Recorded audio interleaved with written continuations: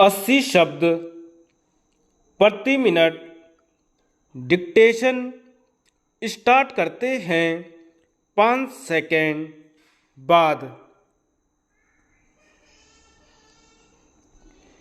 अध्यक्ष महोदय, उसी के फलस्वरूप हमें कुछ क्षणों के लिए सोचने का अवसर मिला है और हम अपनी जनता के लिए अधिक खुशहाल और समृद्ध जीवन की योजना बना सके हैं।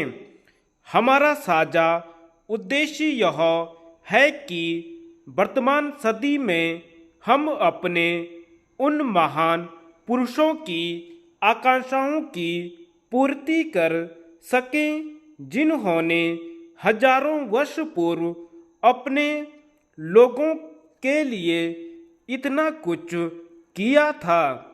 पिछले 2 वर्षों से हम विनियमन, उदारीकरण और आधुनिक प्रबंध व्यवस्था और विपणन की तकनीकों के जरिए अपनी अर्थव्यवस्था का ढांचा नए सिरे से बनाने में लगे हैं।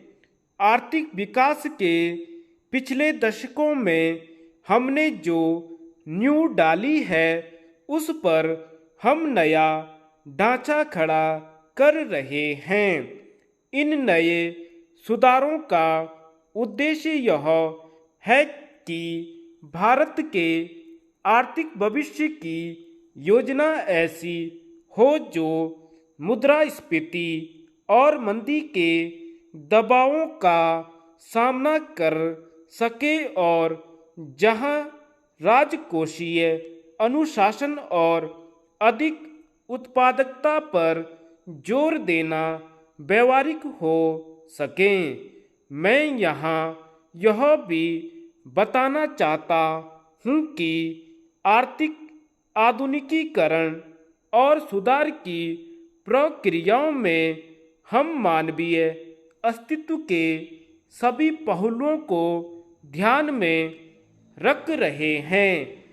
जिन घटकों से हम बढ़िया किस्म का जीवन बिता सकते हैं, जैसे साक्षरता, स्वास्थ्य, निवास, न्यूनतम आय और पर्यावरण की सुरक्षा, उन सब पर भी हम ध्यान दे रहे हैं।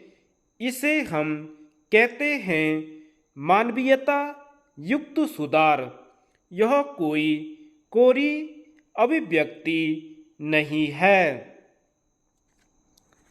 सबसे बढ़कर हमारा उद्देश्य एक ओर बंधन मुक्त मानव समाज को बढ़ावा देने तथा दूसरी ओर विकासशील समाज में न्यायोचित वितरण की आवश्यकताओं के बीच संतुलन स्थापित करना है।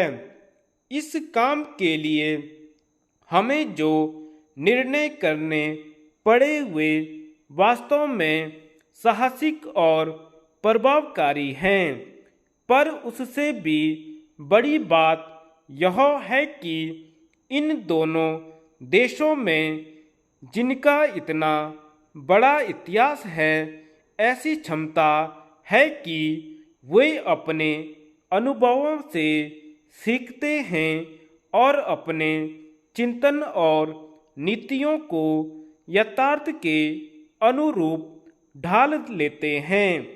मुझे जिस बात से भविष्य के लिए आशा बंधती है वह यह है कि जब से भारत और चीन अपने भाग्य के विधाता बने हैं, तब से उन्होंने अपने अनुभवों से सीखने की क्षमता और योग्यता का प्रदर्शन किया है।